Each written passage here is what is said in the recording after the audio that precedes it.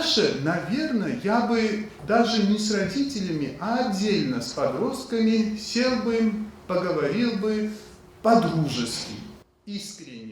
Обучение должно идти одновременно с развитием личности. Так звучит основной принцип педагогики Аманашвили. 19 апреля Башкирский педагогический университет посетил доктор психологических наук, социолог, писатель, президент Международного центра гуманной педагогики Паата Шалвович Аманашвили. На встречу с ним пришли учителя Уфы и студенты Башгоспедуниверситета.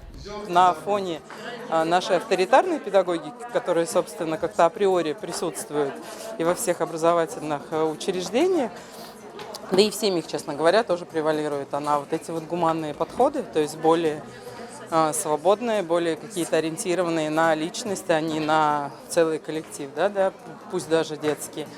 Поэтому вот я считаю, что в этом главная прелесть. Паата Шалвович проводит широкую образовательную деятельность и психологические консультации, семинары, мастер-классы и тренинги для учителей и родителей. В Акмолинском университете он провел семинар на тему «Роль педагогов в профилактике и воздействие внешней информационной среды на обучающихся».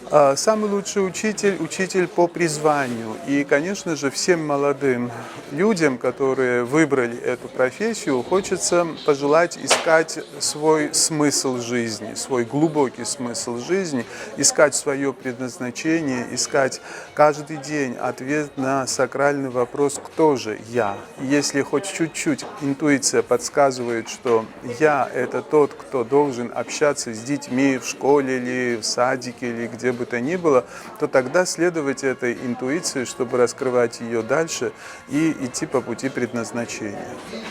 Встреча с известным педагогом прошла в формате его ответов на вопросы слушателей. Паата Шалвович очень подробно останавливался на каждой жизненной ситуации, разбирая возможные выходы из нее, приводя примеры из собственной жизни и педагогического опыта.